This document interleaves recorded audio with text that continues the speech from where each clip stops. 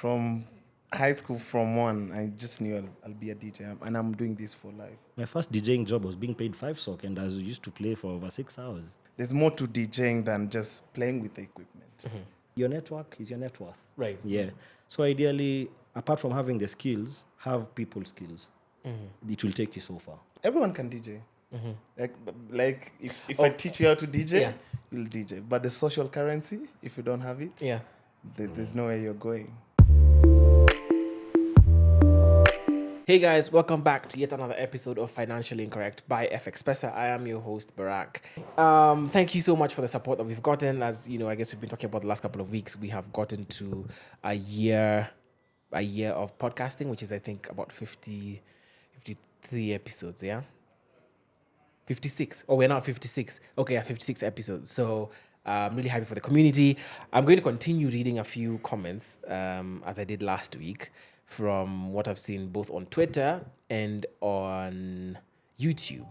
Financially Incorrect podcast by FX Pesa has some good stuff. That's from Edwin Mashola. I have another comment from someone's handle that's Smurf. Those of you who say mine doesn't buy everything, you don't know where to go shopping. That's a quote by Pinky Gelani on the episode. We have another one from a guy called Robbery who is asking Droid254 to try podcast and try Financially Incorrect as a YouTube page to follow. Thanks for that. And then we have another one from, I don't know how you pronounce this. Anyway, Roselle254. Financially Incorrect podcast is so underrated. Yes, it is. Please tell a friend to tell a friend, like, share, subscribe. And on YouTube, I'll read from Kwenui Tar's episode. Anyway, profound, great insight. Let's get Thomas Njoroge of Pula next on same time. Thought-provoking. This is incredible. Kenya has been relatively stable and your father never thought of coming to Kenya. Oh, it's an interesting comment. Anyway, so thank you guys for coming. Today, I'm going to have a really good episode. I don't know yet because we haven't talked, but we've been chatting with these guys. I have two people on set for the first time. And I'm really keen to get into this. So I have DJ Dream and I have CNG in the house. Yeah. Welcome to the show, guys. Thank you, man. First of all, when we reached out to, I don't even know which one of the two we reached out to first, but then he said he can only come. They can only come the two of them. Like they're not gonna come. They're gonna do anything as one person. So why is that? Let me first ask that. There's no Dream without CNG, and there's no CNG without Dream. Oh, okay. In business. Yeah, in business. Yes. Did you guys start? I mean, but you were independent before, or from the moment you guys started, you were doing it. Yeah, independently. Yeah. Even now, sometimes we book some other gigs independently. Yeah. But ideally, for most clients, they prefer us working together. Okay. Yeah, and I think the value that they get from two people is more than one side of the duo. Yeah. Yeah. So it works well for both of you. Who's more talkative? I guess it's me. Yeah? Yeah. Really? I wouldn't have guessed that. From the 30, 40 But minutes. imagine the communication guy is him. Oh, really? Yeah, communication business at the back end, it's Yeah. me, but he's the face. Yeah. And everything else. Okay. And the star. Nothing. I understand. The star. We are both stars. Okay. Well, so we're going to delve into their stories, find out the money journeys, of course, and also hear a bit more about the DJing landscape in Kenya and how that's working. So let me first of all start by asking, what are your favorite tracks? Like your 3 favorite tracks? Right now? Yeah. Damn, that's a rude question. And it's just like Yeah, it's as open as that. Right now, I'm listening to KO. Uh-huh. And it's from South Africa, KO, and I can't pronounce the other name, but it's called Murder in the Hood. It's really, really dope. I'm listening to a lot of, hip-hop. They're trying to come back right now. So that's my number 1. I'm loving the new song by Jivon and Ariesta. I've forgotten the name. I don't know. But you know what I'm talking about. Yeah. And lastly, Manake by Maforisa and Tyler ICU. Yeah. All music I have not listened to. What about you? Okay, I'll say Casper Nyovest. When Jah Bless. I'll say that. I'll say Savara Bossa Vibe. I think I'm digging that song. Yeah. Yeah. Number 3, guy. I don't know. I still listen to Snooze a lot. I don't know. Okay. Snooze by Caesar. Okay. Yeah. I think I need to listen to more music. I don't know any of the music you've Do you talked go about. out a lot? No, I don't go out a lot either. Yeah, you said that. That's the problem. That's the problem. Yeah, maybe my brother goes out a lot. Maybe I'll ask him. He probably will know. That's one or two. Yeah, no, if not all of them. If not all of them. Okay. When did you guys meet? Let him answer that first. Because he knows better. Oh, back in 2012. Then I was in campus. Then I had a group of friends. We were doing an event at Treehouse, former Treehouse. And he was one of the DJs who was doing setup for DJ Cream back then. And then, so I just met him at the venue. He was just connecting the decks and all that. So I was asking, hey, you're setting up for who? He was like, for Cream. Then I was like, hey, easy, I'm Dream. And we started talking. And that's how, actually, first day we connected and the rest is history. Okay. Yeah. Were you playing on that day as well? Yes. That's actually, I was part of the event team. So that's why I was so intrigued by this guy who was there early than us guys. I was like, discipline. Because he was there like an hour early. Us guys were late. Yeah. So I was finding him connecting, doing everything. Then he's like, okay, so cool. Okay. Yeah. And at what point do you then decide to get into business together? Was it on that day you're like, we're going to start working together? No, I guess we met again at Hakuna Matata. Yeah. In Naivasha. Yes. The first one. That I went for. Maybe you saw me DJing in the AM. Possibly. That I went for. Yeah. That was the second time we met because... Was I on radio that time? Yeah. Yeah, Easy FM. Easy FM. Yeah. So... Don't get it twisted. We started DJing early. Yeah. So that must be 2012. 2012 there. So and then from there we started talking a lot. Okay. Now we will meet. He'll hire Dex, of which is the Dex story we're gonna say later on here. And then now we started. Okay. What are you doing on Friday? Let's play Juniper. Come through, and that's how we started doing gigs together. Yeah. Okay. Let me rewind and go back to see if we can get a little bit about your backgrounds, right? Okay. How did both of you, how did you grow up? What was your background? What was the money situation in your household? What did you understand about money from your folks or from what you saw? Personally, I come from a very humble background. Born and raised in Nakuru. Raised by a single mom, but with the help of my grandma. And story for money that I learned from them, man, that's tight. That's tight because I could see both of them like struggling a lot to even get by. You see, my mom had to drop out of school to raise me. She got me when she was in campus. Okay. So she had to drop out of school to raise me. And then my grandma at that particular time, she was heading to retire as well. So they were never around per se because both of them had to go and sell so much of themselves to be able to feed me. Yeah. So very humble background. Yeah, that's what I can say. Okay. Grew up in Kangemi, just up the road here. Yes, from I'll not say well off, but good. We're just easy, but learned a lot through my parents because of loans. I can say. Even Kamau will tell you, he'll tell me, why are you buying a car for cash? And I'm just, because of the traumas. All my cars, I just, even the first time I bought a car, Kamau was just like, what? What are you doing with money? I think you can remember, like, what are you doing? You're not supposed to. I had a lot of traumas with money, but I think. I mean, where did the trauma come from? Was it from the fact that your parents had taken loans and weren't able to service them? Yeah, for sure. Even when I left high school, I used to paint and service the loan. I used to paint Westlands buildings, I don't know if I should say when I stopped.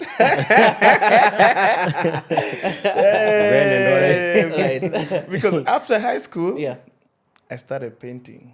Okay. straight away, because that's the only hustle I could. I'm a how good about- artist, by the way. Okay. But When you're saying painting, you're talking about like house. Mujengo house. Okay, like house painting. Okay, all right. Because I was just like, well, I can't go to uni. I've never gone to uni, actually. My parents couldn't pay university. They have a loan.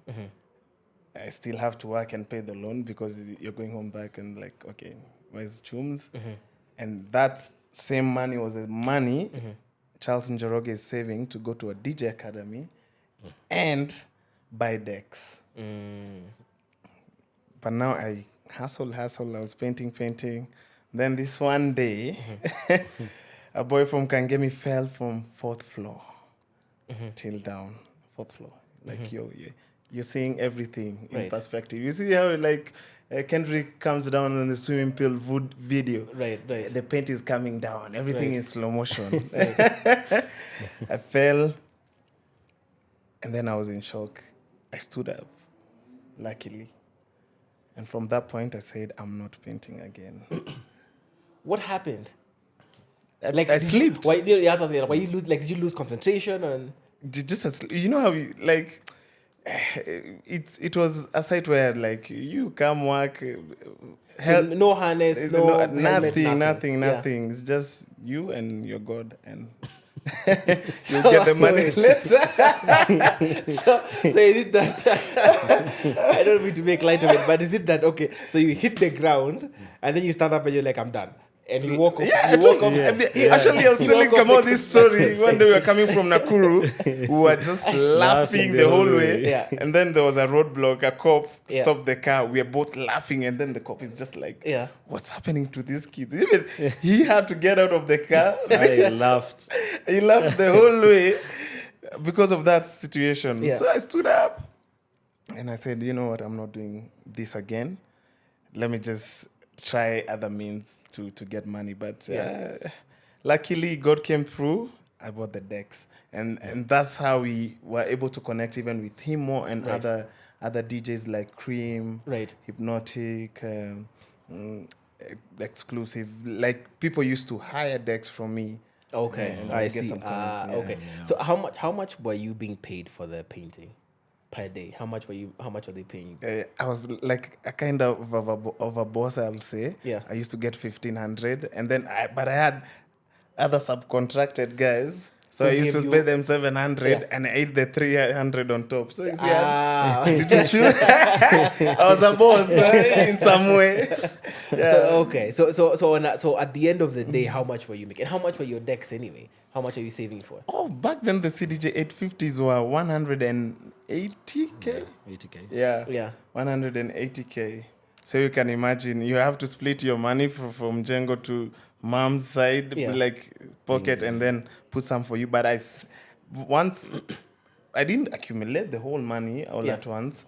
And then I remember there's a friend to my brother called Dan. Big shout out to Dan, wherever you are. He was just like, I can loan you some money. Since the way you're struggling, let me loan you some money. Go buy these decks, and then you'll repay me. Okay. So that's how you got the decks eventually. Yeah. Okay. What about the DJing school? Did you also go DJing school? Yes, I did. How much is it? That's at that particular time. This is back in 2011, immediately after high school. So I moved from Nakuru to Nairobi then. And I was looking for something to keep me busy before uni. Yeah. And so I had some chum saved up. Then where had you gotten the tunes from? Yeah, I've been a hustler, man. I used to sell T-shirts. I used to sell colognes. Where I used to live in Embakasi, I had a connect from some guy who used to work from KQ. So he'd get some things from duty free, which are at least affordable. Yeah. Then I do a balance of that. Yeah. Then I take that. So I did that, saved around 15 Gs. I paid for the deposit at it was called Black Supremacy. Yeah, that's where I went to learn how to DJ. But it's a long story about learning how to DJ because I'll say a lot to other people who want to join schools and all that. Yeah. But so that's when I learned. But I didn't even finish the course. Okay. Yeah, because at that particular time, then I had to move to Rongai.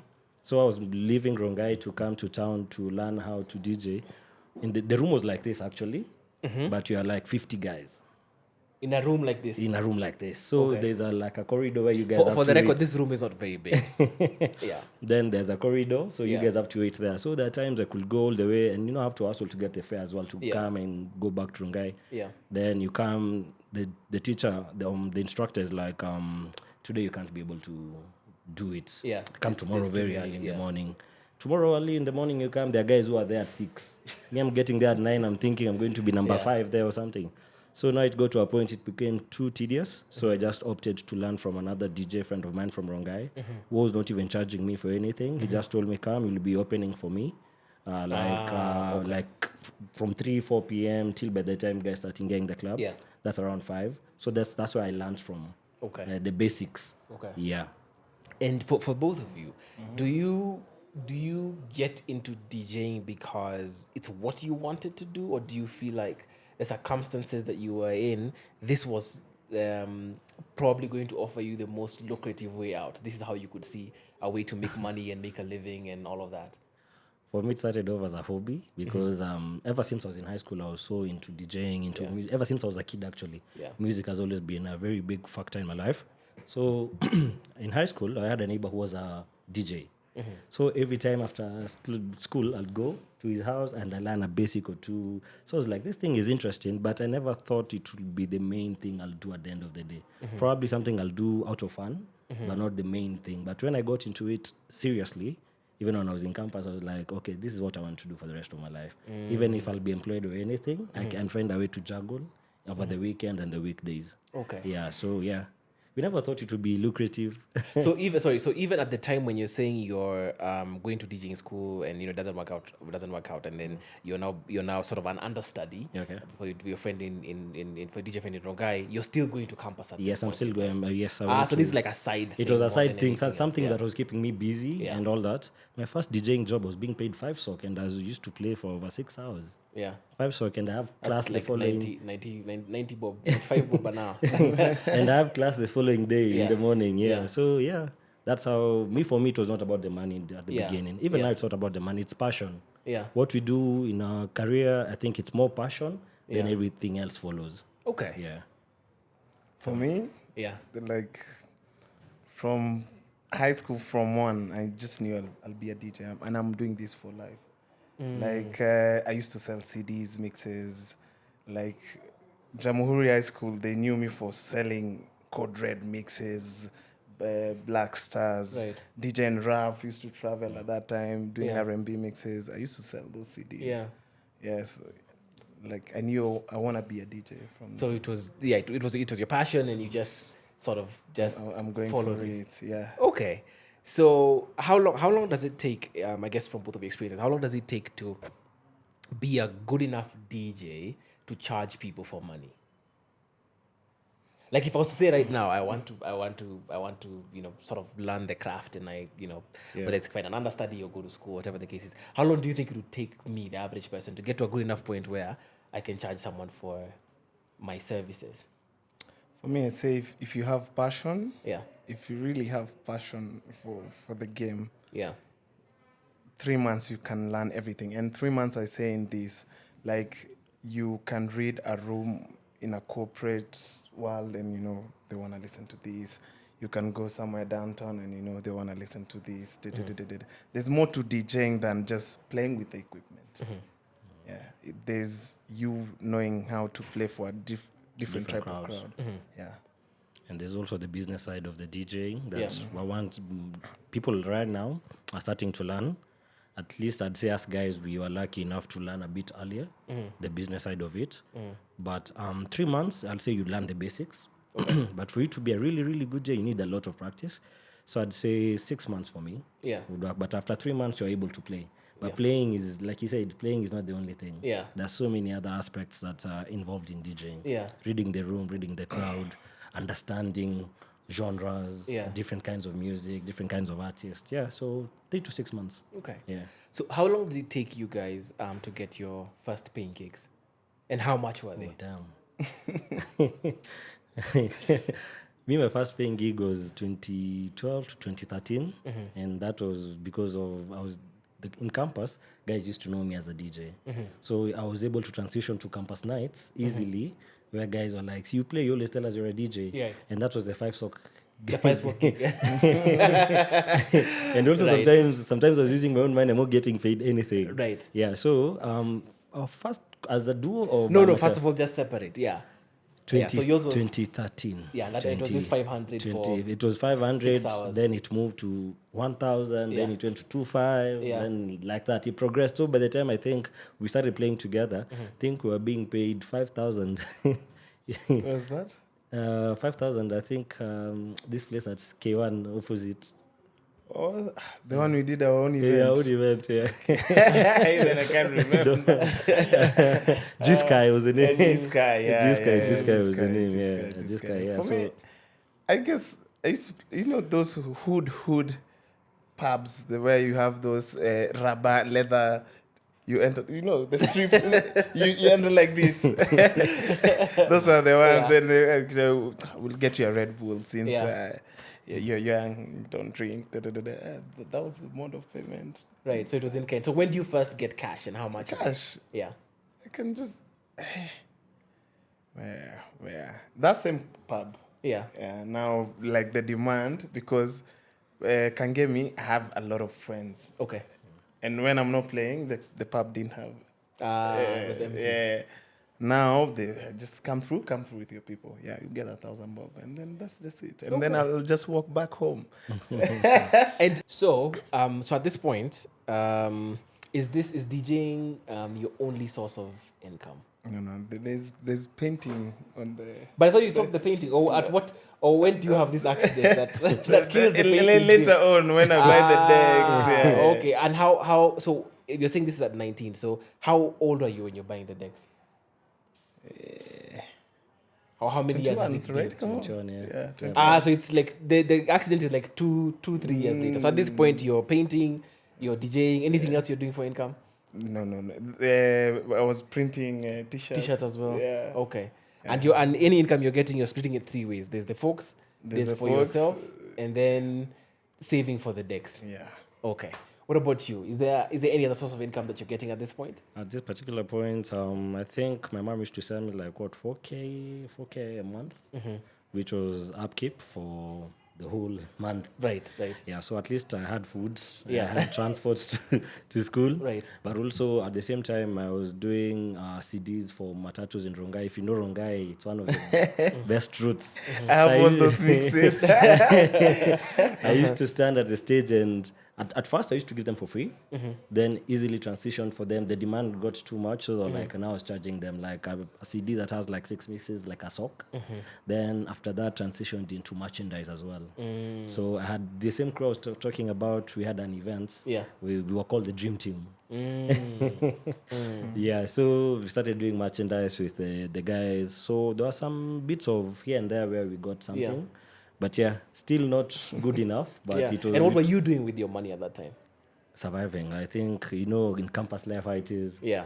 You're not saving. Yeah. There's nothing like saving. You eat Yeah. all your money. Yeah. So after rent, after food, after that it's just party. And Yeah. after party, because you also, what else you learn is as a DJ you have to go to all these clubs over the weekend. Yeah. Back then there used to be bend over Thursdays, if you do remember. At Changes. Yeah, so you have I to remember Team 100. Team 100 at size. Yeah, so that's Resoras, it was Yeah, the same yeah. time. So we used to look up to Codred at the time, Styles and the team. So I used to come all the way from Rongai. I'm using the transport. There's no Uber, there's no cab money. So I have to stay at the club till 6 in the morning. So I can take a matatu all the way to town, walk all the way to railways and go back to Rongai. So ideally, back then was just getting into these clubs and seeing what these people are doing. So it's an investment on its own. Yeah. If I can put it that Yeah. way.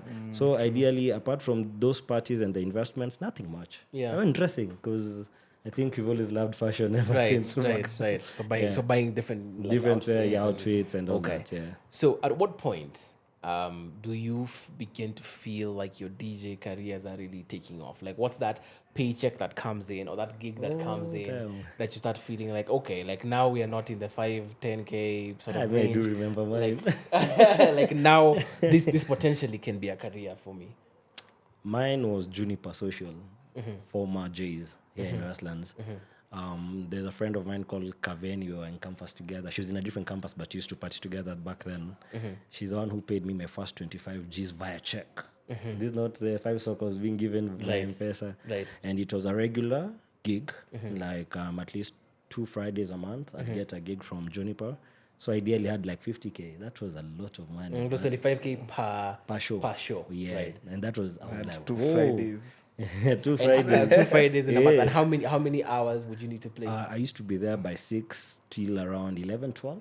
Okay. Yeah. So yeah, I didn't mind the hours then. I was young and energetic. Yeah. And also this paycheck was making sense. It makes sense. Yeah. Okay.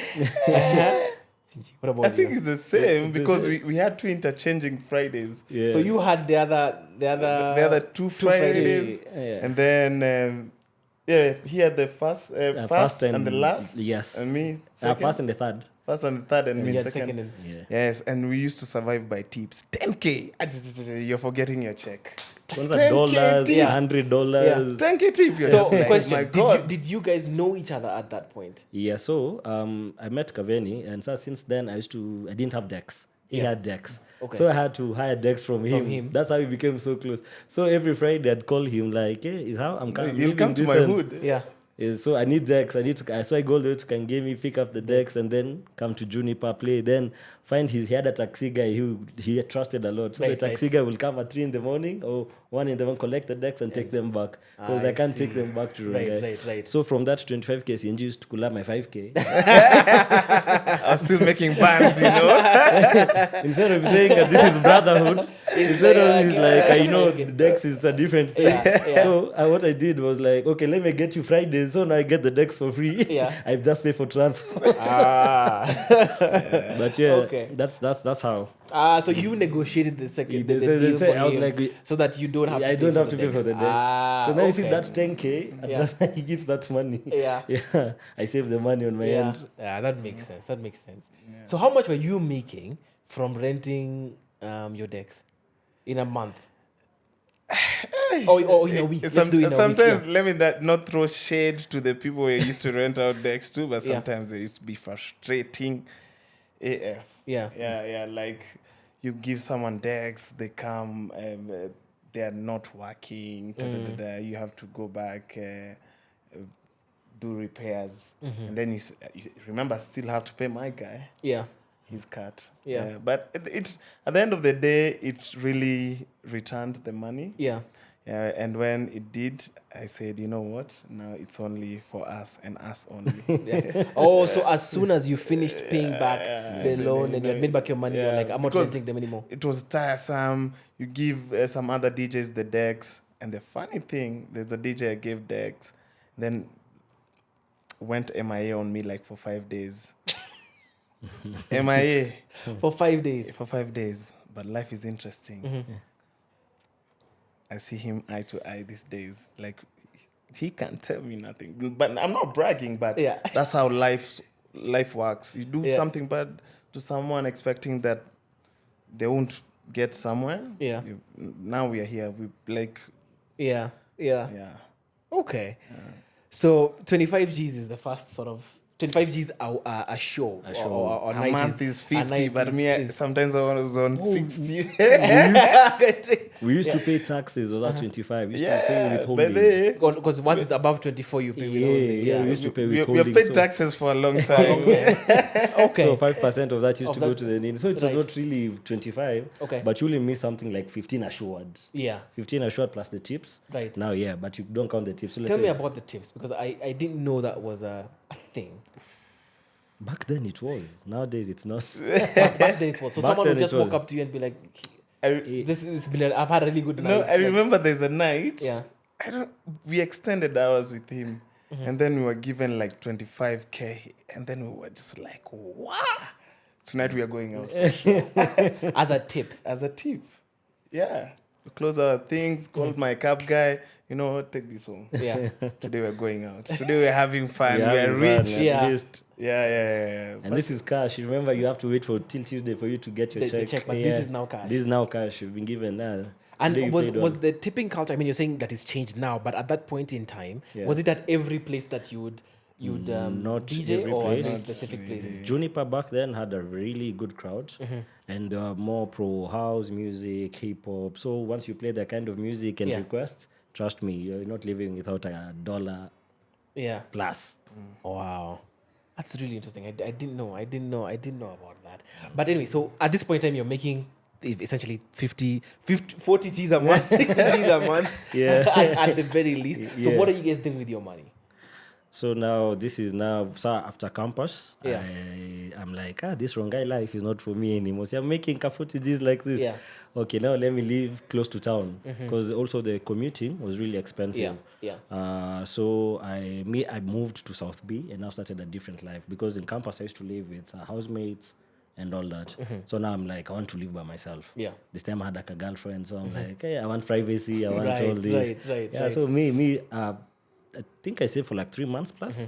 Then I just moved. So I moved to South B, bought things for the house. We were buying things and put them in the supermarket because we have no space to put.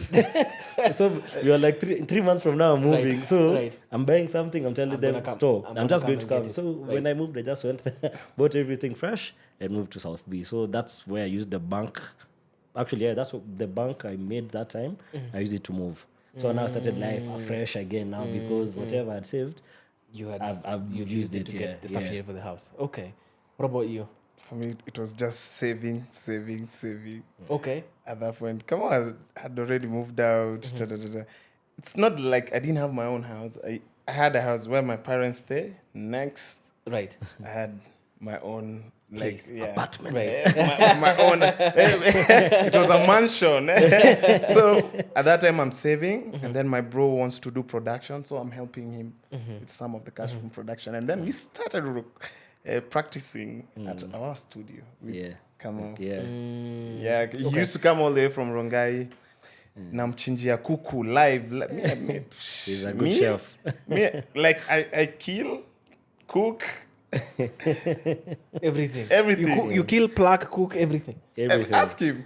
In less than an hour, you have your food in less than an hour. Fresh. Okay. Yeah. So I used to save a lot at that time. Was there a specific reason? If you look back now, was there a reason that was your immediate response to getting this money? Because it's a decent amount of money from where you've come from, but you didn't want to spend it. You just wanted to save. Yeah. I'm not a spender like that, but I like finer things. That's what Let's Kamau says. Me, if I'm doing something, I have to do it the right way and to my satisfaction. I don't cut corners. So that I was just saving to go. So there was nothing in particular that you are saving for, something you're looking at, you're like, I'm saving for, I don't know, a car, or I'm saving for this, or I'm saving for that. Even at that time, we were not thinking about cars. Yeah. We were just thinking, well, we need to buy music in a pool. We need to buy good laptops. Right. We are thinking of branding, how we're going to do our own shows. Right. Now that's the mentality. Even cars came later on in life. Okay. Let me ask you at this point, right? What are the things, I guess, in your experience that make, or the qualities that make a good DJ? I know you've touched on them a little bit before, and I see if we can get a bit deeper in it. So you talked about reading the room, understanding the corporate culture vis-a-vis like a club culture. But what are the other things that you pay attention to if you're a good DJ? We are always having these conversations with him a lot. And one thing I always say is you cannot be everywhere as a DJ. You just have to stand out. And then we opted to be the very few urban DJs changing the culture. No bragging. We do not play everywhere. If I really wanted to push and to be a DJ who plays Nakuru, Kisumu, everywhere, I could have done that because I had some mentors who went that route. But once we sit down with him and I'm just like, let's be the niche urban DJs in Nairobi and change the perspective. That's, for me, what's really... On my end is relations. To be a good DJ, you have to have very good relations with the people around you. That's with the people who are paying you, actually. Those are your number one. They're your clients. And the service you're offering them has to be really top-notch. Even to the revelers. Even when they're acting how, maybe they're disrespecting you, always keep your cool. Always keep your cool. I'll vent to him when I'm in the car. Be like, you know what happened today, but I had to keep my cool. So they will say your network is your net worth. Right. Yeah. So ideally, apart from having the skills, have people skills. It will take you so far. Yeah. Yeah, skills, everyone can DJ. Everybody can scratch. Everybody can do this. But relations with people are the real true currency in our service. Yeah. I call it social currency, which is 90% of your DJ life. 10%, everyone can DJ. Like if I teach you how to DJ, you'll DJ. But the social currency, if you don't have it, there's no way you're going.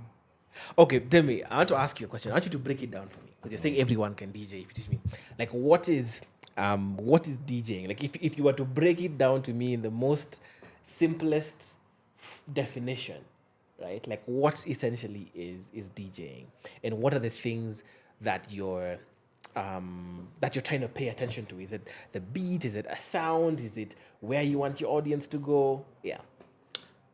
The art of DJing is basically being able to mix two songs from two different genres. I'd say from two different genres. You can play something from the 70s, something from the 90s, something from 2000, and you're communicating something to someone. So to me, that's what DJing is. It's not just playing for the sake of playing. Even for the people who know me, I just don't play. I think a lot even before I play my next song. I'm like, this song can sound like this. So what we listen to are keys. This key sounds good with this key. This beat can go with this beat. There's something that has come up the other day, technology called stems.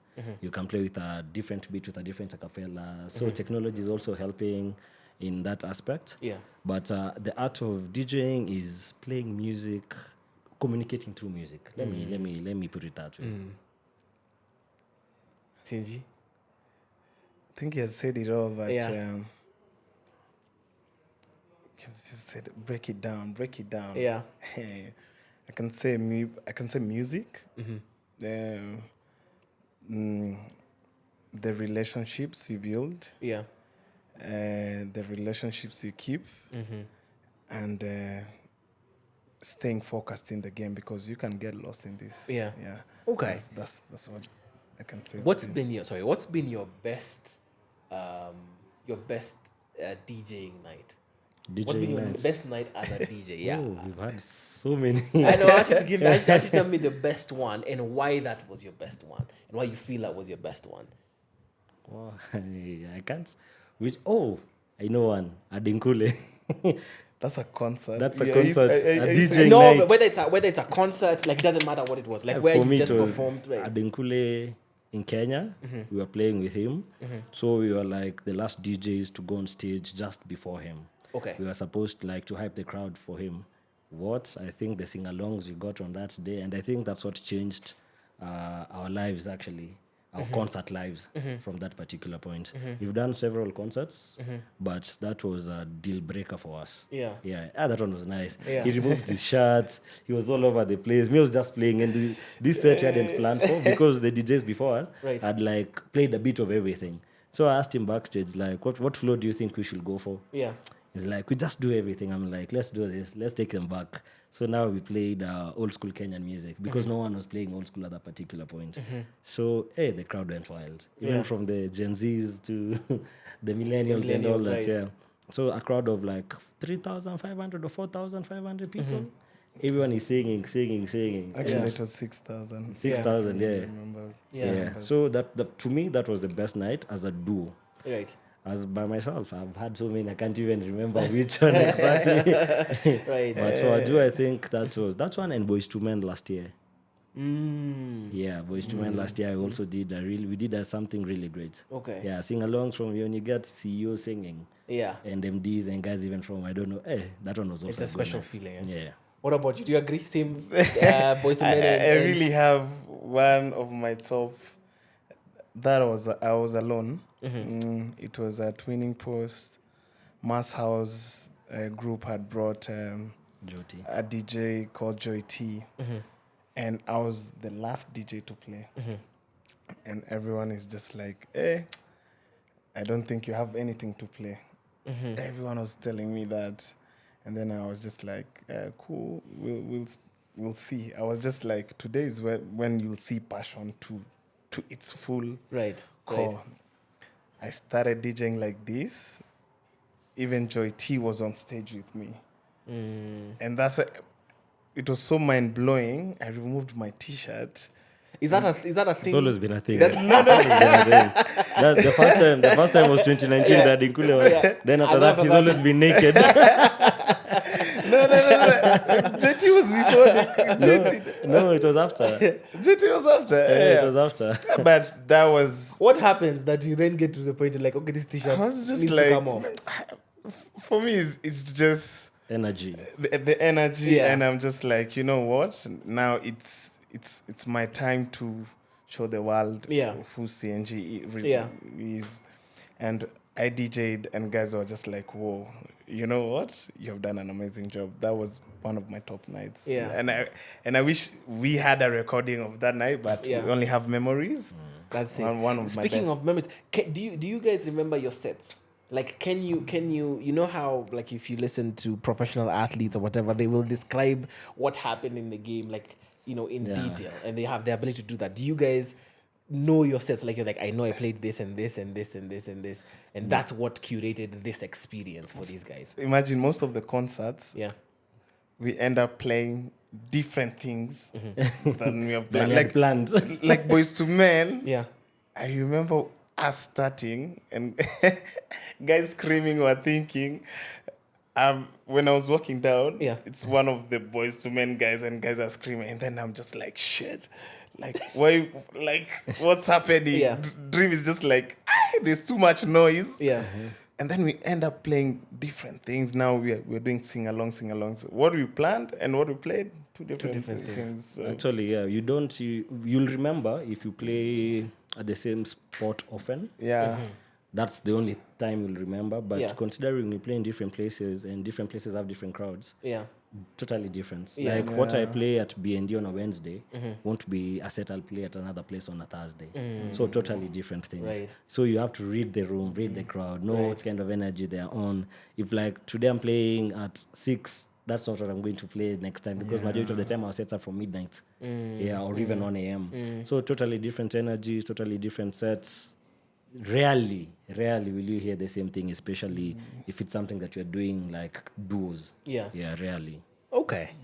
So let's get back to the money story, right? So now we're at the point where both of you, one is half agent, half licensing equipment. You're making about 50 G's a month. What's the next significant things that happened in your financial journey? So now in 2016, this is when I'm still getting the 40 Gs. Remember, I have the 40 Gs. When if I told you I was paying rent for more than half of that, so how are you making bad decisions? How are you meeting your rent then? No, I'm saying rent was 23 and 40. What is 23? Yeah, so you have 17? I have 17 Gs left to survive. And I now have enough for the next 3 months. By the time I'd moved in, I have enough for the next 3 months.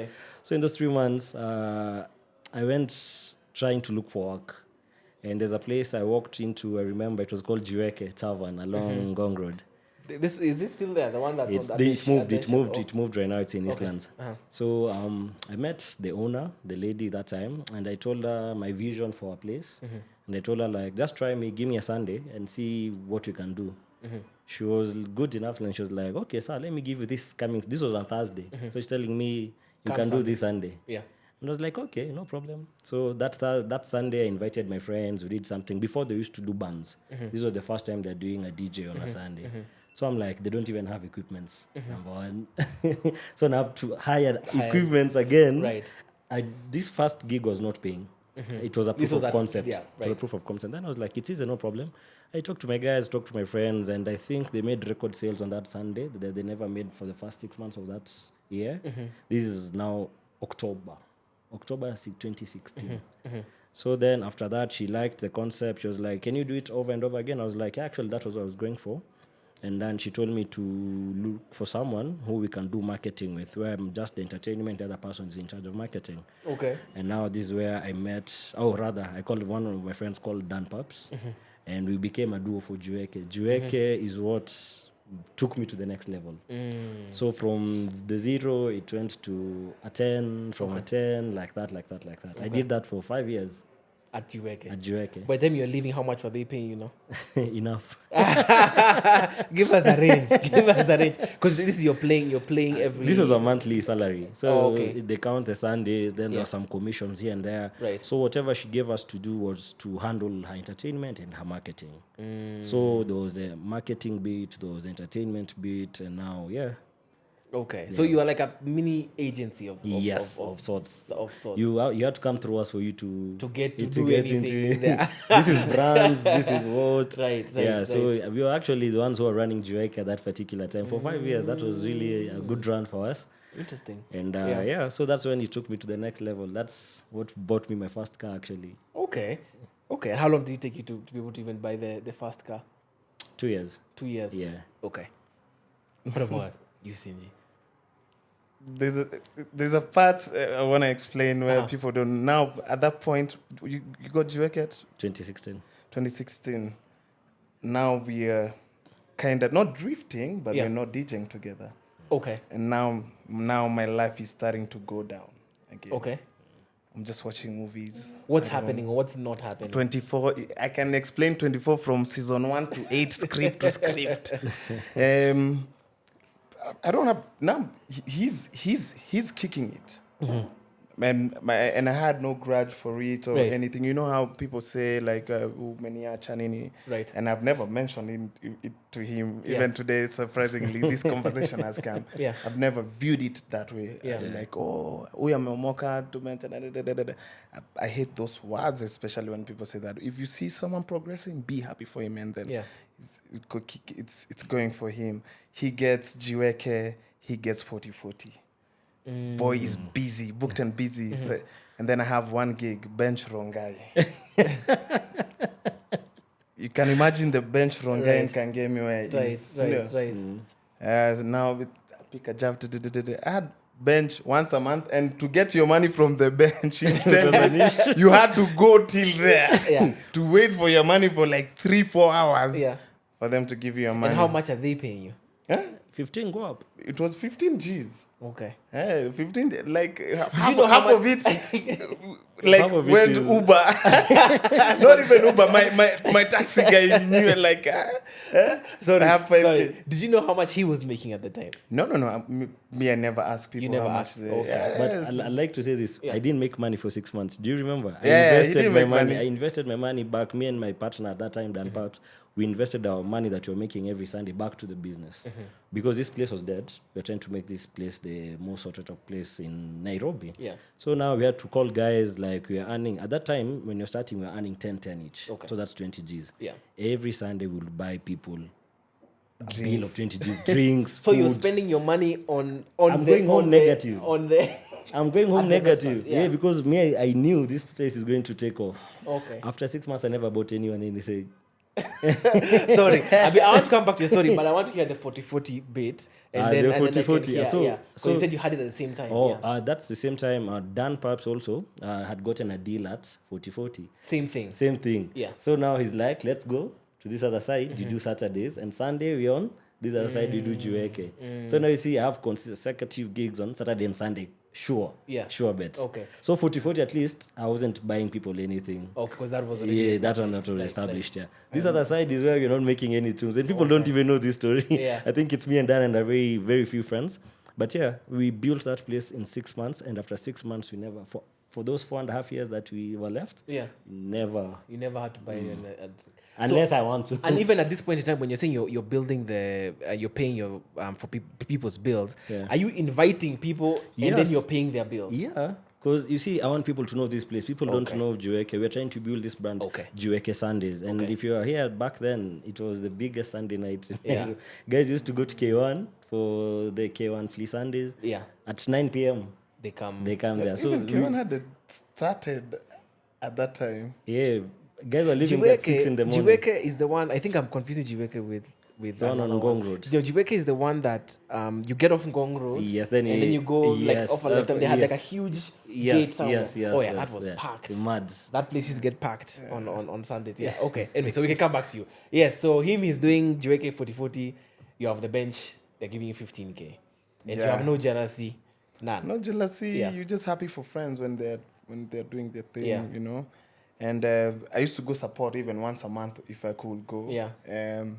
And then I think things started switching up for me, because I remember my brother used to look at me like, you're going to watch movies all day, 24 Prison Break, The OC, everything. I used to, like, play PlayStation.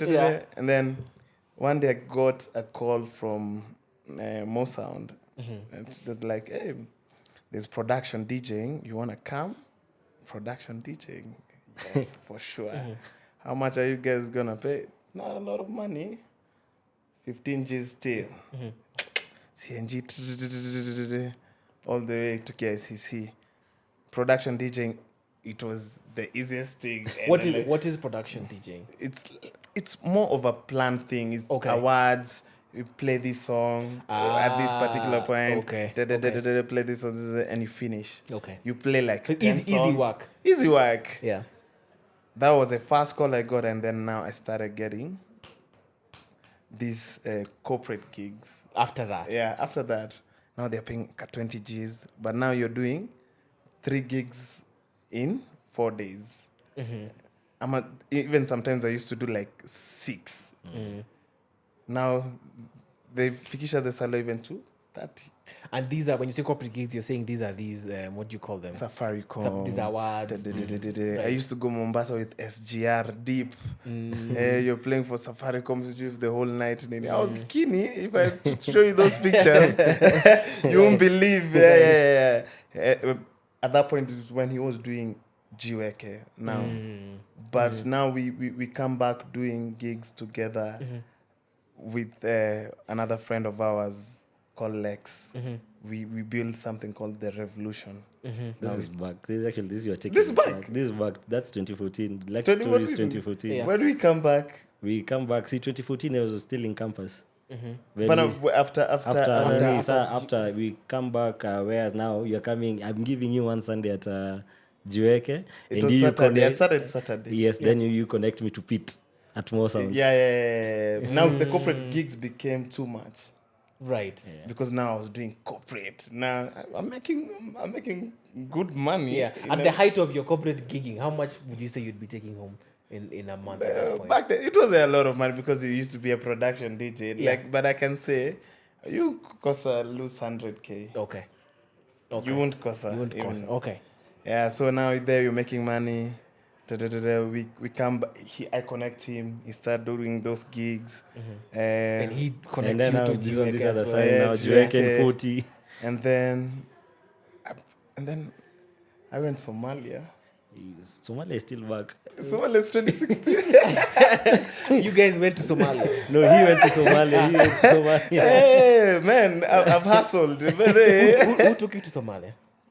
It was through a friend who's just like, hey, are you ready to go to Somalia? Like, there's a gig, you can DJ. And then there were 2 DJs who asked me an exclusive, and then we were just exclusive was just, are you down? I'm just like, yeah, for being paid in dollars, for sure I have to be there. So, but my mom cried the whole time I was in Somalia. Like, she was just like, Oyo na adi kokoro al-Shabaab. So, if you know what I mean. Yeah. How many days were you there? This is like 4 days. 3-4 days. Yeah. 3-4 days. Was the money worth it? How much were they? The money was worth it. The money was worth it. That was the first time being paid in dollars, but you're DJing in full armored clothes. You're just like, God damn. Oh, really? Yeah. Okay. Full armored clothes, everything. Yeah. You're sleeping in a container which is fully armored. Like the sandbags. Yeah. It's different, but yeah, we hustle. So that's the point. Now I come back and then we start doing 40-40. You start doing 40-40. Yeah. Start doing 40-40 together. Now everything is stable. Now on both fronts. like Dream is stable, I'm stable, everything is going good.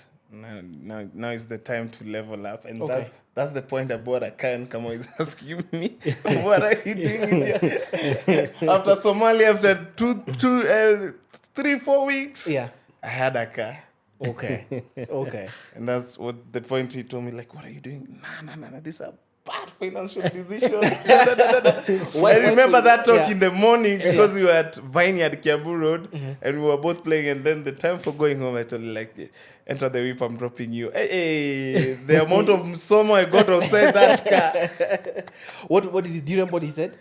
No, what I was saying was more like, I don't think we're there yet. I think we still have more things to do. What made you feel that way? Because it sounds like, I mean, you have regular income that's coming in. It's regular, but now he'd gotten a car that's Kwanza fuel was crazy. What kind of car? Was that a German car? No, it was a Mark X. Okay. But at that point, for me, and how much did you buy the car for? The car? Yeah. I bought it for 7 sock. Okay.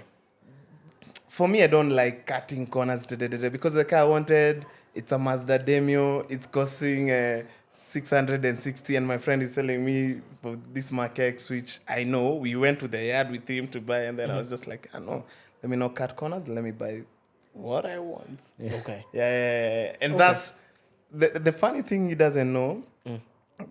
Kamau will tell you something. It's just like, bruv, you should own that.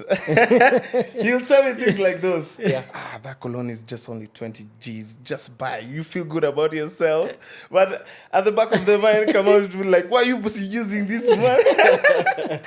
When you're having a good time, you're having when it's time to spend, it's time to spend. When it's time to save, it's time to save. I think there are seasons in your financial journey. So there's time to save, there's time to spend.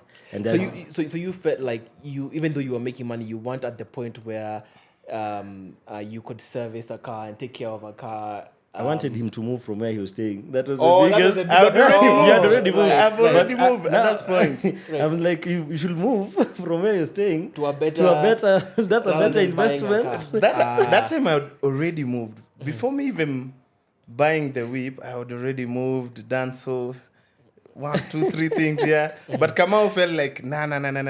Because I think at that point I was saving so much, and Kamau wasn't maybe seeing that at that point. So he was questioning me out of a goodwill, not at like telling me you shouldn't be doing this. Okay. But later on, he came and bought a bigger whips than me. So, it's a balance of life. Okay, so when do you get your car? A year later. Yeah, a year later. So up until that point, I was use my Uber guy. Riding deep. I'd come to, like, let's say if you have a gig in Kiambu Road or somewhere, I'd come to a place that's neutral to both of us. I'd be like, okay, get me here, then we can drive to the event. So mine, I got a year later from that. And how much did you spend on your first car? Oof. And what car is it? He spent more than me, but that's a story for another. And what car is it? I know I got a Subaru in Fraser back then. I used to love Subarus, man. The blue one, first of all. The blue, yellow, iconic. Yeah. So mine was a bit expensive, but by around 2 sock. Okay, so it's just under a million. Under a mic. Yeah. But me, I used asset finance. Him bought cash. Because me, I've always been like, spread your risks. If there's one thing I believe in is cash is king. Okay. Liquidity is really important. So me, I'd rather go and get an asset finance and then still have my money safe. Right. Yeah. So what was your payment I was structure? paying 22,000 if I'm not wrong.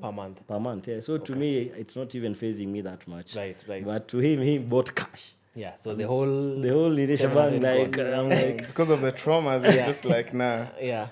You didn't want anybody to repossess what I've worked hard for. Yeah. But at that time, I bought a car and I still had savings on me. Yeah. So I was balancing, and then because Ubering I used to say 87. Big shout out to my people in 87.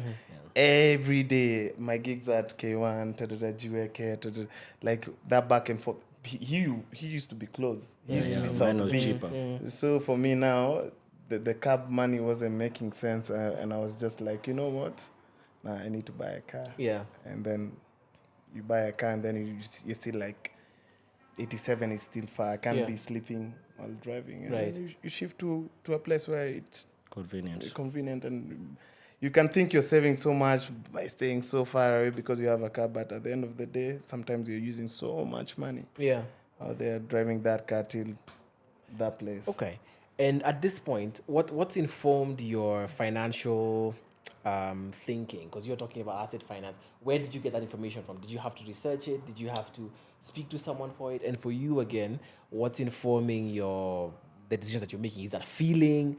Like if I know you've talked about the past trauma, but what's informing your decisions? Mine is friends around me. The friends who are now in the corporate world.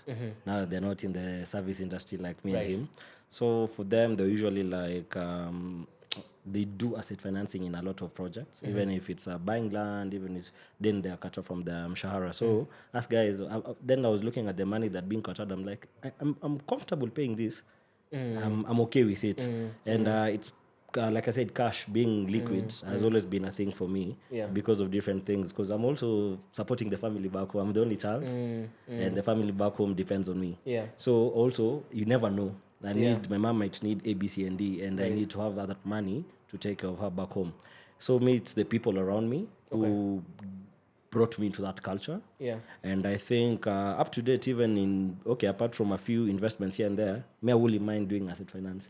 So I researched, and it's something I did even after school, something I studied a lot about things like those here. Okay. Yeah. What do you see? For me, I think everything has been self-taught for me about finances and just seeing the people around me, like the people I used to hang around with, even in the industry. I'll see what they're doing wrong, and then I'll teach myself better ways. Okay.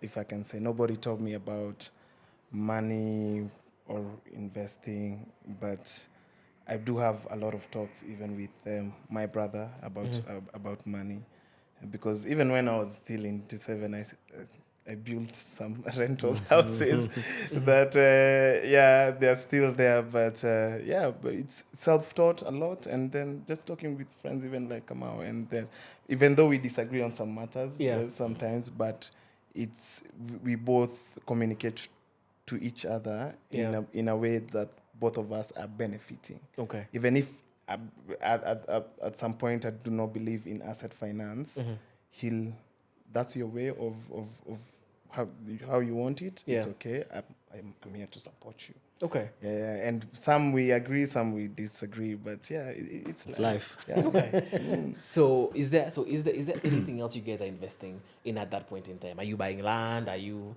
like you've talked about building a house? Is that time you're building houses for rent, or what's happening? Yeah, not too many. There are like four of them, and then I think when did it's the time? go? It's Kinangop, it was COVID time.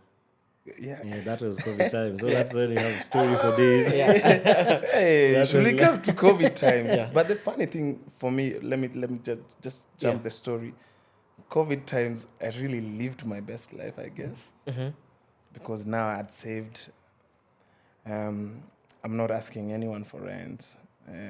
I'm cool. Like, I was just living my best life, COVID, and that's what saving really helped me survive COVID times. Because even people are wondering, how are you surviving? How you cool? I wasn't really in a zone where I'm just like shocked. Yeah, but I did downgrade a little bit. You know, in life you can just downgrade just so that you cannot disturb anyone. Yeah. So COVID. Forgot to mention he had gigs during COVID. He forgot to mention he had a gig every Sunday. So him, the NM Park. Oh, no. You have a salon. You have a salon. It came later on. But I used to do those two gigs of, I know people who know people. We have like a rooftop. I go DJ there, and sometimes they'll give me like chum. But DNM came. But came the second year. No, it was 2020. 2020 to 2021. That's the period. But it was either near and there. But how much was it? How much was that gig? DNM, it wasn't a lot of money, by the way. It was, it's COVID time, it wasn't a lot. So how much was it? It wasn't a lot. It could pay rent. Yeah, It could pay yeah, rent. because if it's paying your Buy rent- shopping. If it's paying your rent and paying your shopping, then it used to do those things, but I still had money saved up. Yeah. Okay. So you're asking when we Yeah, started like investing? but yeah, are there any other investments? Kinangop was That's one. not. See, that's the We same did period the we started. Shamba thing. We did Shamba in 2020. We also did. Oh, so we what's started Shamba? farming. You started farming. So now this As is 20 as the two of duo, you. Yeah. Okay. So he told me about this place called Njambini. Jambene, It's Kinangop. in Kinango. Told me like we should try and do something over here. There's someone we know, a family friend, who can be able to be taking care because moving back and forth and we have gigs. So we started farming. So we went there, got a lease. Was it a 2 point something? I had some land, but it wasn't fit enough, so we got a lease. So we got a lease for another land. So we started doing, I think the first time we did potatoes. Yeah, potatoes. Yeah, so us guys were like trying this thing, hustling thing out, entrepreneurship. Let me How call much myself. how much did you need to put into the It into the farm? wasn't. It wasn't. He was Okay. a finance guy. For the duration, I believe it was 120, if I'm not wrong. For the duration, this is inclusive of the lease, the everything and everything. Was like 120. But did we ever make that money back? It went. Nah. We didn't But make we money did it back. for a couple. We did like for 2 years. We did 2020 and 2021.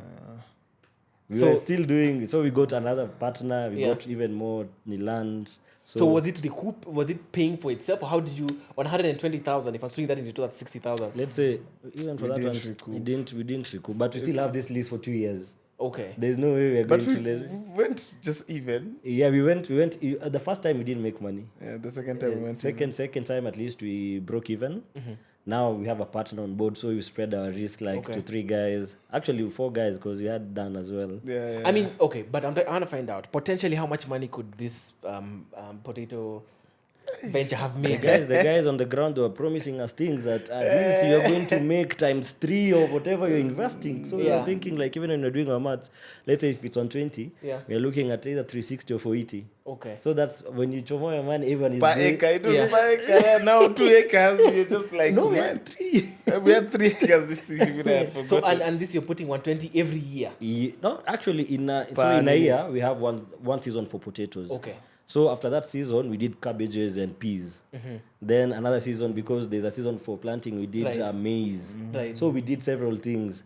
Okay. We bought they're called what? Ships. I still have a cow in Kinangop, you know. I can take to And your someone. whole whole farming enterprise of venture cost 120,000. That's the first the first first- season. The first season. Yeah, for potatoes only. And how long is that season? Or 3 months? Hey, that one was 4 to 5. 4 to 5 months. 4 to So 5. every season you're putting down. No, not 120. Now the Yeah. cabbages were a bit, bit it was lower. cheaper. I Okay. think it was like 40, 50. Okay. Yeah, so then the next season was maize, where we never even made anything. I think that was 20,000, 18,000 if I'm not wrong. If I remember Yeah, correctly, yeah. Then another season for potatoes. Then after that season of potatoes, you were like, we are said done. forget Now. it. You should open We never even got back. You We should told the open guy, that WhatsApp group. We see the receipt. the remaining part in his list. Just do whatever you want to do. So give or take what? You lost about what, 200 something G's? Yeah, or let's say 250. To something, give or 250, take. Okay. 250 each. Each. Lose some, win because some. this is just between me. Each. Yeah. We spent a lot because we were being told send this. You know, so now COVID came. Yeah.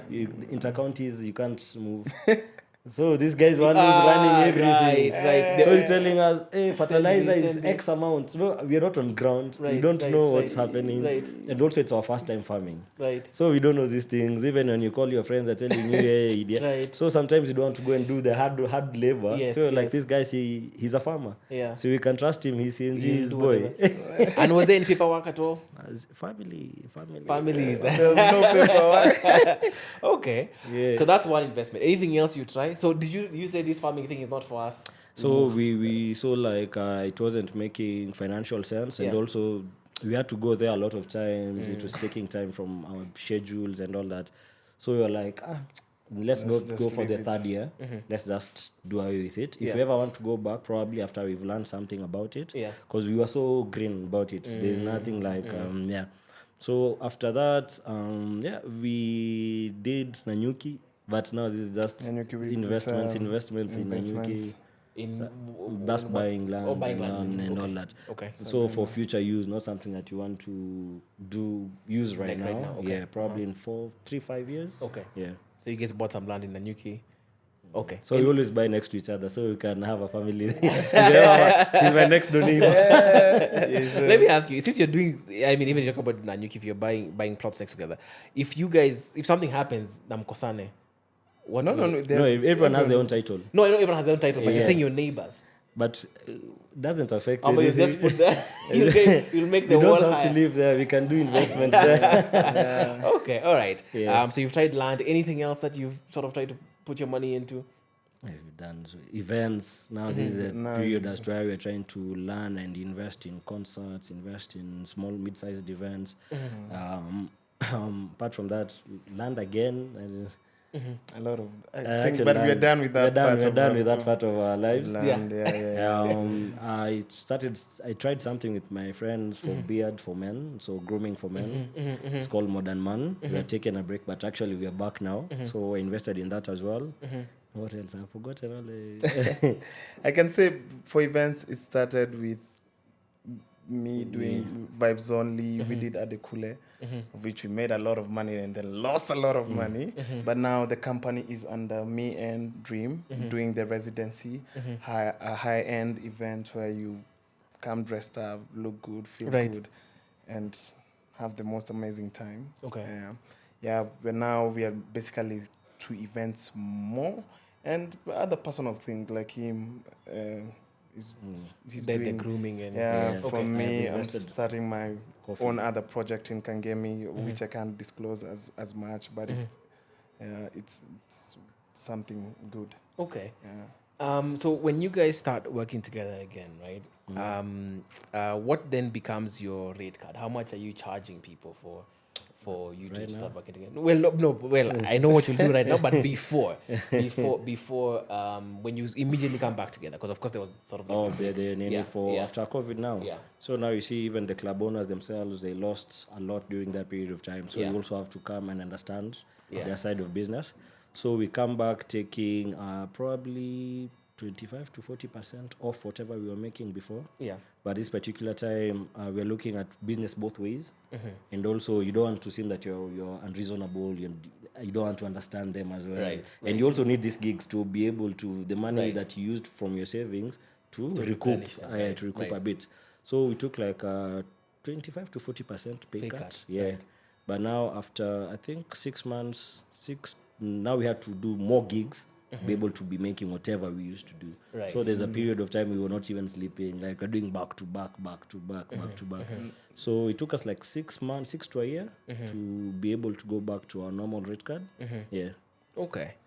And right now, how much do you guys charge? If I was to book... You're forgetting about that's the point. COVID times,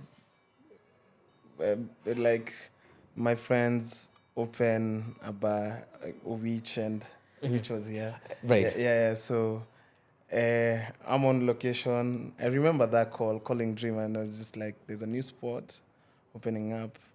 Let's do it on a Wednesday, something for the honeys. We have a mixtape called Something for the Honeys. So it's just like, we don't want to call it the normal R&B and When you hear Something for the Honeys, it's basically some good R&B vibes, and that's when now the duo became even more solid. Right. Because COVID times we used to play till 9. You let 9, then sometimes you push till 10 before they come.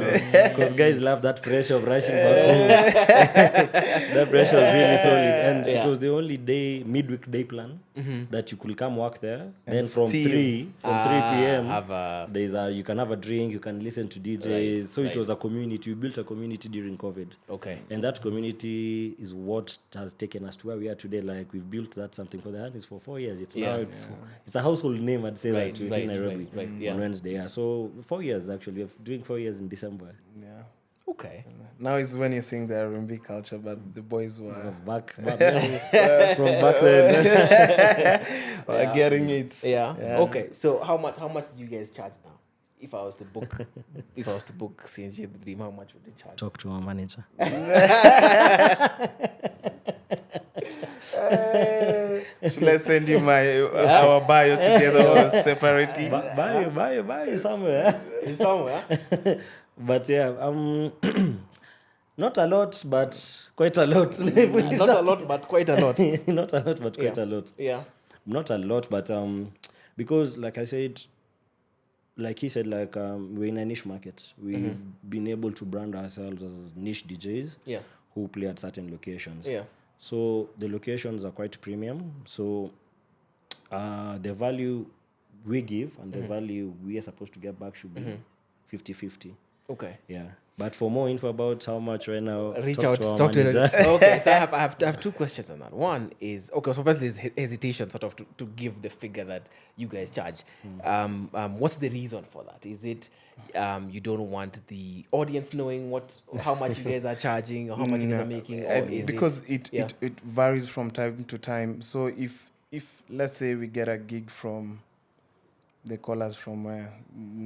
Like the Boys to Men guys call you. Now Concerts are usually standard. Okay. Concerts, the fee standard. Abroad So what's that fee fee? standard. So you see, I can't charge Yeah. what I'm charging here if Yeah. I go play a place like Berlin. Okay. That's How the much do you difference. guys charge But them for and international? for me, Yeah. it's, or for us, it's even if I get a call, okay, we want you to play at this corporate gig. Who are the sponsors? That's the first question. who are the I brands? ask, because the budget can be even $4,000, and I don't know. Yeah, you see, so you must know the nitty-gritties. How many people are gonna be there? How Do many you hours? how many hours? Because that's very important. Yeah. So is it should we fly there or Are a gig you- in Nairobi? So you know how much you can charge, because sometimes on Saturday we can do 3 gigs one night.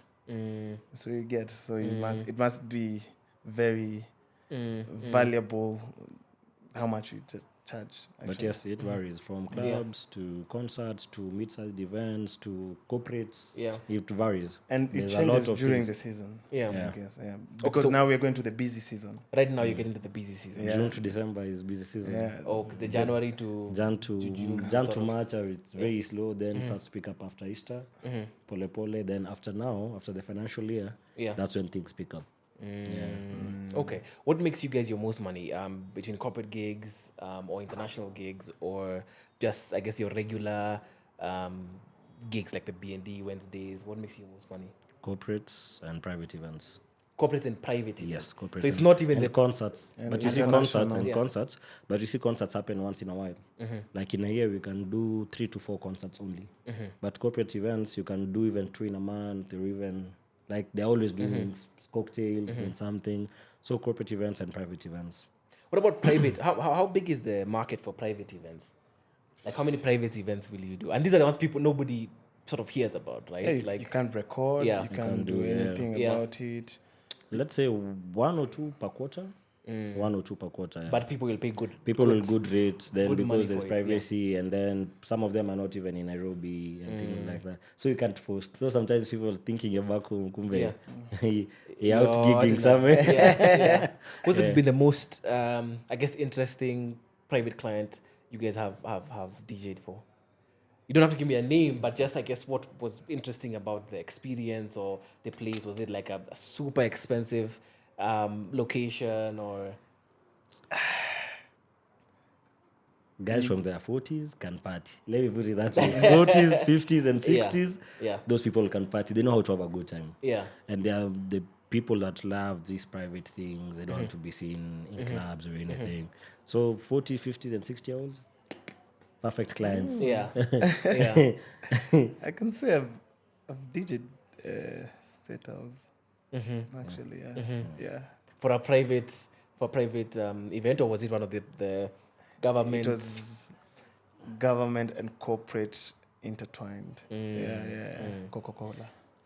Okay. Yeah. That's a good event. Yeah. That's good money. Okay. So I mean, maybe I guess speak about the industry and where it's going right now. I guess your questions on how lucrative, I guess, DJing is right now in the country, and have you found that you have to export your talents to the international markets? Because I've seen you guys also have DJed in across multiple countries and different continents. Or is that something that has just happened? If you didn't have to do stuff internationally, would you still be able to make enough money to have a good living? Yes, you can. Yeah. Continue having a good living here. Because it's all about relations. Like I said, Yeah. it's the people that you know here. True. But at the same time, exporting the talent outside, it's taking the Kenyan culture to other countries. And if you see, even in terms of DJs from Kenya going abroad, it's something that's come up recently from the past, like say 2-3 years. It used to be there, but it was the same DJs going over and over again. But now, of COVID, because of the YouTubes and all that, people from other countries, Australia, where they're looking for Kenyan DJs to go and party with Kenyans of that side. So it's more about taking the Kenyan culture to the international market. Yeah. Okay. This we talked about before we started recording. But did you select your target market? Did money have anything to do with it? Because it's not, if you allow me to say, it's not mass. It's not mass market. You're not, like you said, your niche, your middle class. The turning point for me was, I was just like, because that time Dream, the name had popped off. It's Njoroge Sundays. He can go to a club and tell them, I play Njoroge Sundays, and he'll get a gig. Now me, the turning point, if I used to tell them I'm a good DJ too, and they were just like, I was kept on pause a lot. And then coming to talk to one of my good friends, I told him like, I just want to switch it up to playing for the urban crowd. I don't want to hustle for a gig with not like in the mass market crowd where I'll feel like I'm being rejected every time. And I really didn't want that feeling, so I just pulled back to the urban side. And once I pulled back to the urban side is when I started getting things like Mattel, working with Mattel. Because I've worked with them for the past 6 years. Now you see, now I'm more niche because even brands are approaching me to be the brand influencer. Now that's it's not about money. For me, it was that feeling of being rejected. And then I just chose to stay in this urban market. And I remember there's a time Kamau was having a conversation with me, and then I told him, not in a bad way, you just have to drop Njoroge.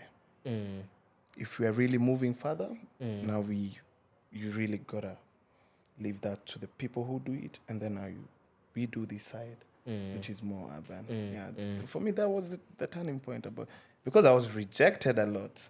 But now they call me to DJ in these places, not in a bad way. I tell them I'm not in that headspace to DJ. I don't want to disappoint you, even if you pay me this much. Not in a bad way. It's not my crowd.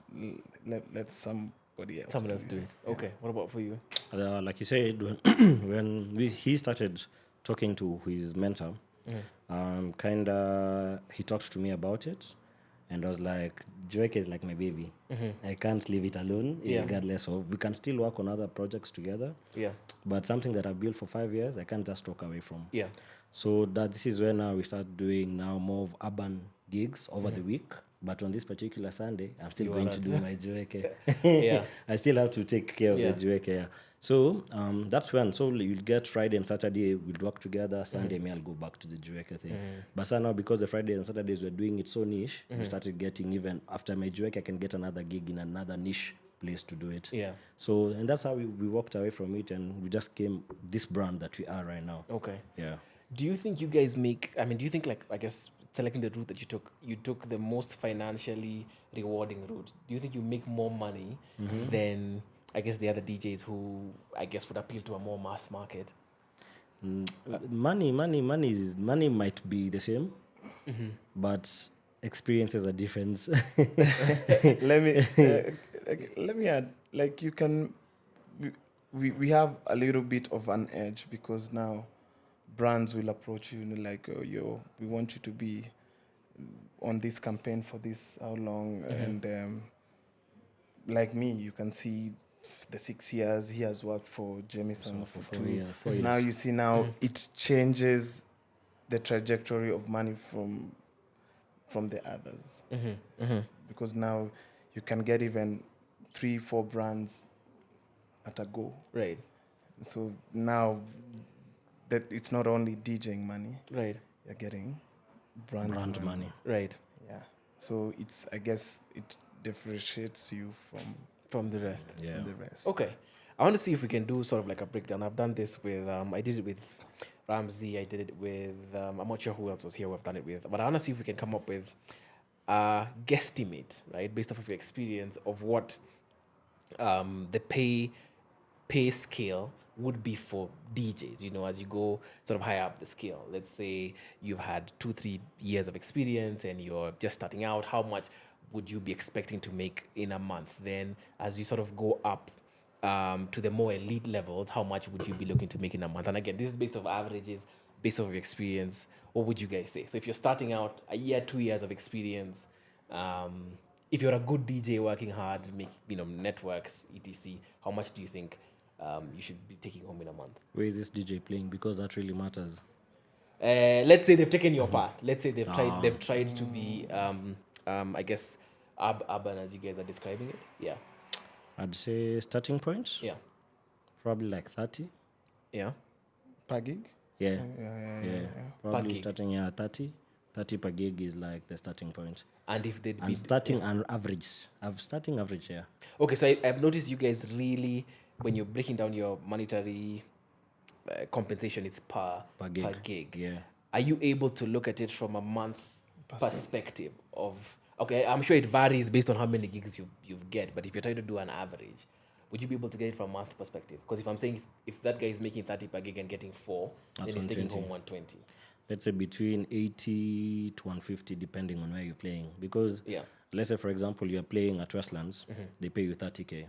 If you're playing at Kangemi, they can't be able to give you that 30K as well. Yeah. So it really matters with where you're playing. Okay. Because you should know where you're playing first. Yeah. So to be a gauge how much you're going to make from that place. Also, the DJs, let's say from Nyeri, Karatina, and all those places, I feel like their pay might vary from DJs from Nairobi. Okay. And maybe Mombasa and Eldoret and all those places. Okay. Yeah, but let's say 80 to 120 or 150. Yeah. Okay, let's try to do four categories. So that's 1 to maybe 3 years experience. So if we go now, a bit higher. And again, I'm trying to bring some sort of structure. Oh, that's 1 to You're 3 trying to years. estimate how much. No. It has nothing to do with I your was thinking that's like income. 2 to 5 years. Oh, that's 2 to 5 years. Yeah, 2 to 5 years. Okay, so maybe that would be bracket 2. So if you're starting 0 to 50. 0 to 50K. Yeah, 0 to 50K. Yeah, 0 to 50K there about. Okay. So we've said bracket 2 would then be 80 to 150 there about. If we're going bracket 3, which is now saying 5 to 8 years.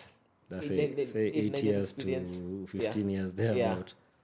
150 and above. But there's something I also want to say, because there are levels of DJs. Yeah. There are resident DJs who they work almost 5 to 6 days a week and they have a monthly salary. And they're gig DJs. Us guys, we have residencies in different clubs, but one, like let's say B&D, we play Wednesdays. But majority of these other clubs, we club hop over the weekends and all that. So residents, majority of them, from what I know, and even they play in Westlands, they're in between 40 to 50K, if I'm not wrong. See? It's higher now. 40, resident. It's higher now. It's higher. Okay, maybe things have changed there. Per month. They've gotten to 80-90. Yeah. Yeah. Okay. Then, since you guys are so hesitant on, on trying to potentially break down how much you guys are making, let me ask this. What then is your business model? If you look at yourself as a business, right? What are the different avenues that you are making money from to allow you to live the lives that you live, sustain yourselves, and I guess invest for the future? This is based on just DJing or in general? In general. What are the different income streams that you have? It's me starting? I was looking outside. I can say DJ is number one. Yeah. For me making money. I can say brands, working with brands. I can say some few total rentals I've told you guys. Yeah. And yes, and still looking for. Okay, I cannot say land because some of the land I've bought I really wanna Develop. liquidate it. Right. And investing in a company called TapSwap with and money market fund through Lofty. Yeah, those are the different things. Yeah, Okay. yeah. And other projects that we are getting into, I cannot say they're really making money now, but Okay. yeah, this year maybe they're gonna make money. Okay. Yeah. Let me say DJing is number one. The way you said, brands as well.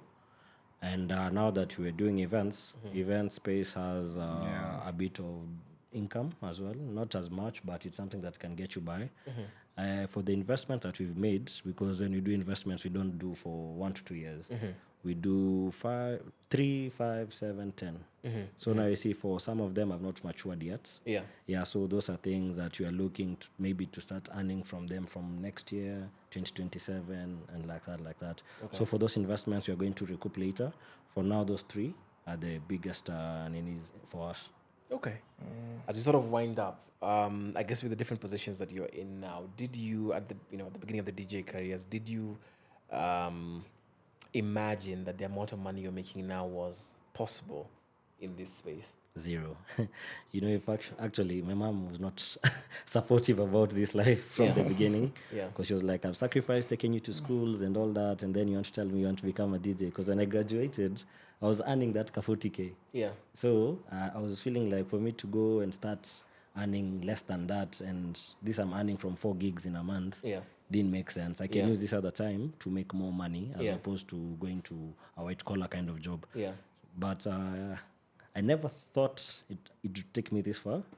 And the vision that we have for the next 10 years, I think we're even going to be in a difference. You're going to have us probably after how long? 3, 5 years? We'll see. Are you going to come and give me figures next time? Figures next time. Maybe we'd have retired. So I know I said last question, but this I have to ask. Because I think about DJs who were there, I guess, when I paid attention to the music industry, DJ Pinye, the Code Red, and all of that. Do you guys feel like, and I guess it happens a lot in the creative economy, do you feel like you guys have a lifespan where you need to make money in the next 10, 15 years, as opposed to, for example, like a doctor who will be a doctor for 60, his whole lifetime? Yes, you actually do. I think majority of the DJs, when they get to their 40s, they kind of slow down from the industry and focus on the investments that they made when they were young. But yeah, there's a lifespan. I think every industry, like you said, has like a timeline. And I think even for our game plan and whatever we want to do for the game, we know when we should cut it and start focusing on other things. Because at the end of the day, personally, I've been talking and I've been telling him, I want us to go to the back end of the entertainment business. This is now working directly with the brands that we've been working with to do dope things that you are seeing other people do. So there is a back end now you can focus on. But for now, we are learning all those things, pole and all that. So ideally, me personally, if I was to retire at 40, I'd be very happy. Okay. Even 35, actually. I'd be very happy. I wouldn't complain. They say it's very hard to retire, but I believe you retire when you're still the best. You see, Jay-Z left the game when he's still hot, so you never know. And then your rate becomes triple when you leave the game when it's still hot. Right. You get? Yeah. So retire when you're still hot. Yes, there are other kids coming behind and they're really dope. And you gotta pass the crown. The crown to others. You don't stay with it.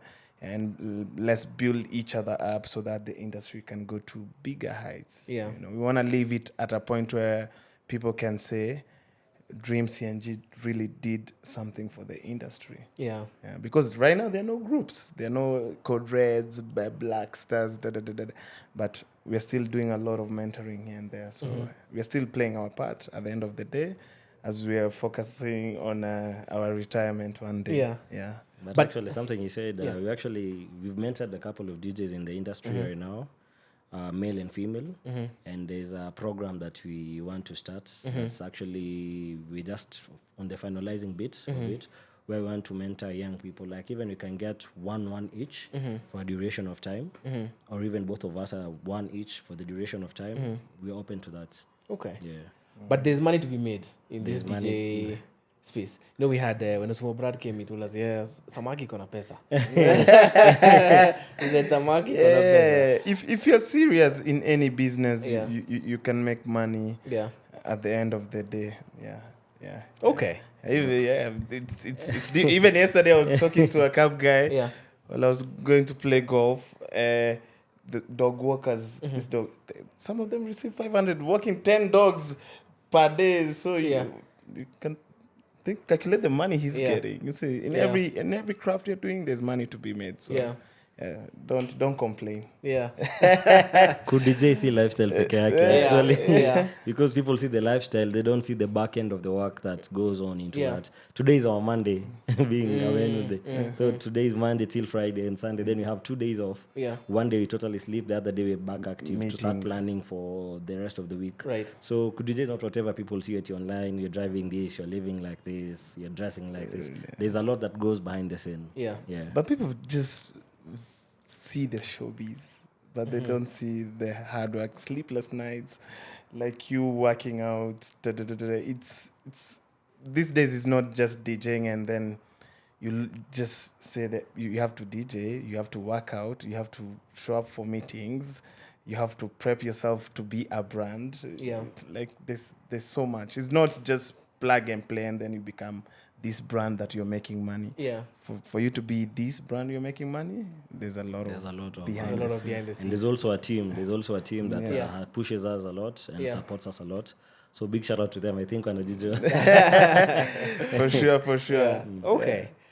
Thanks guys for coming. I think we have had people on here who have been DJs. We had David Murady who was here. We had Zana gentleman but they were doing it sort of on the side. So it was really interesting to have have you guys on here who actually do it full time, essentially as your industry, and as a way that you guys make money. There's money to be made for sure. That's what we'll take away from this conversation. But thanks you guys for coming, and for everyone else, we will see you guys on the next episode of Financially Incorrect. Yes.